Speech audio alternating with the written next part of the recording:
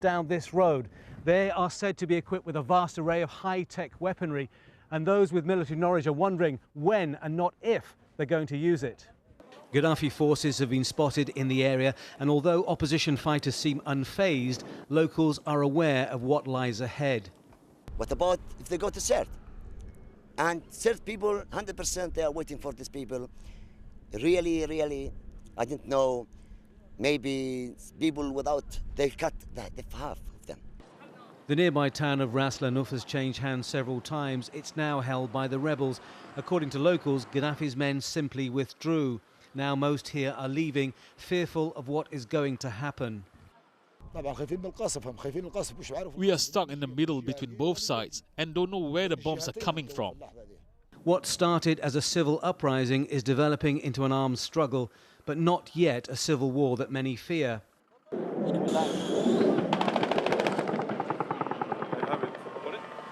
The sound of jets above sends the rebels into defense mode, firing widely into the air at a target they cannot see.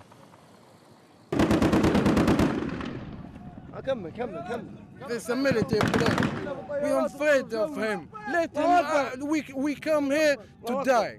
But only 2 bombs that we know of were dropped, and both missed the large concentrations of fighters and hit the desert, and no one was hurt. Some are wondering whether the pilots are deliberately missing in sympathy with the rebellion. It's one of the many puzzling aspects to this conflict.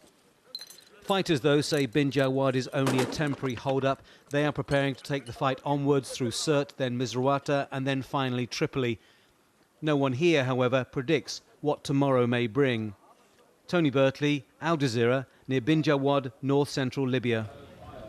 Well, as the battles on the ground get more intense, a propaganda war has also been raging. Libya's foreign minister is now repeating Gaddafi's claims that the rebels have been getting help from al-Qaeda.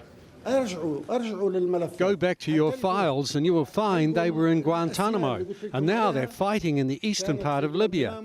This group lives in the same region. I'm telling you, there is al-Qaeda. This is clear evidence. Their files are in Guantanamo. Well, the French and British missions to the United Nations have been working on a draft resolution to create a no-fly zone over Libya.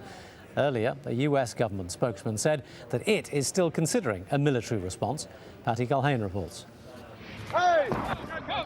As the constant gun battles rage, the back and forth for control of a country, and Libyans die in numbers not yet known, the U.S. president sends a message. We stand for democracy, we stand for an observance of human rights, and that we send a very clear message to the Libyan people that we will stand with them.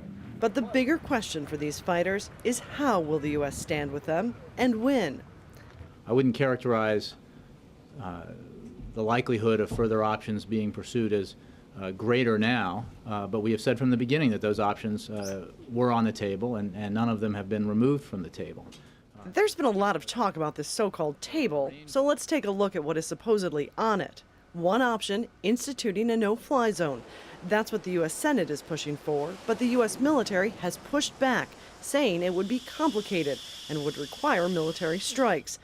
Another option being talked about by some politicians, giving weapons to the rebels. It would be premature to send a bunch of weapons to a post office box in eastern Libya. We need to not get ahead of ourselves in terms of the options we're pursuing.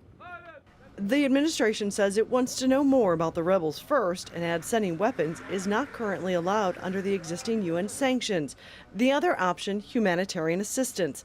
This seems to be where the Obama administration is putting much of its focus, agreeing to give another $15 million to aid groups Monday. Some experts predict that will be the extent of what the U.S. will be willing to do. It'll lean much more toward humanitarian assistance, like helping the refugees, for example, providing food, rather than actually using military force to attack Gaddafi.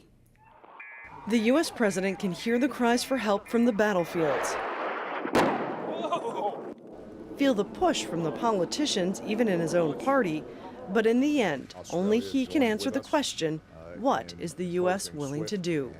Patty Culhane, AlJazeera, Washington. Now, many experts believe that if a no-fly zone is imposed, it would probably have to be without a United Nations resolution, because it's thought that Russia and China would veto any such move in the UN. But if some Western countries do decide to act alone, they'd still face massive logistical problems. The US Defense Secretary Robert Gates has already made it clear that any no-fly zone would be useless without first destroying Gaddafi's air defense apparatus, which includes missiles and radar installations. And then keeping the Libyan jets grounded would require a fleet of around 100 fighters and support crew from a US aircraft carrier. It's also expected that nearby US bases and Sicily and Crete could be called into action to sustain any long-term campaign. And all of this, of course, would stretch even further the US military resources. They're already heavily engaged in Iraq and Afghanistan. Now, Hani Faris is president of the Trans-Arab Research Institute in Boston in the US. He says a no-fly zone is not an easy option for ending the crisis.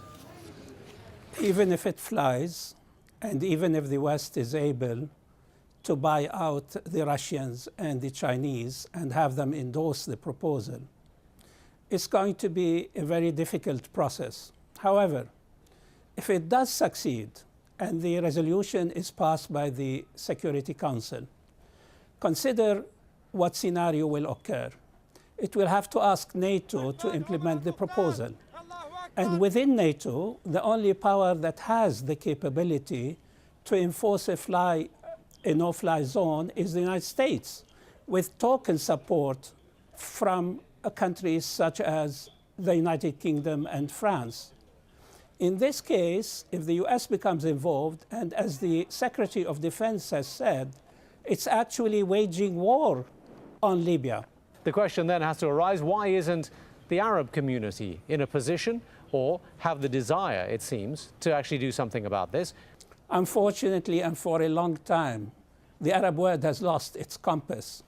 As you said, it's imperative that the Arabs gather and arrange either a multinational Arab force or some form of pressure on Gaddafi to relent and either drop out or allow the resistance and encourage them to achieve their objectives. However, this is not happening. And unfortunately, within such circumstances, we should not, as an Arab world, allow Westerners to come into our countries and use force to effect their objectives. Well, with me to discuss this further is Hussam El-Ghariana, who's from the Libya Information Center, a non-political initiative based here in Doha. Thanks for being with us. All the talk now is no-fly zone. Is this the only way forward? Well, very good morning to you, and thank you for having me here.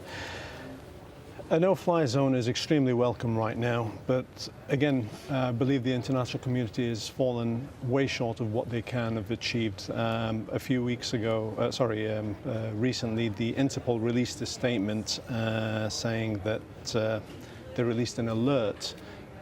What is an alert exactly? I believe the international community could have done a hell of a lot more. Such as? Well, first of all, they issued an alert. Why did they not release an arrest warrant? The second thing with the freezing of assets.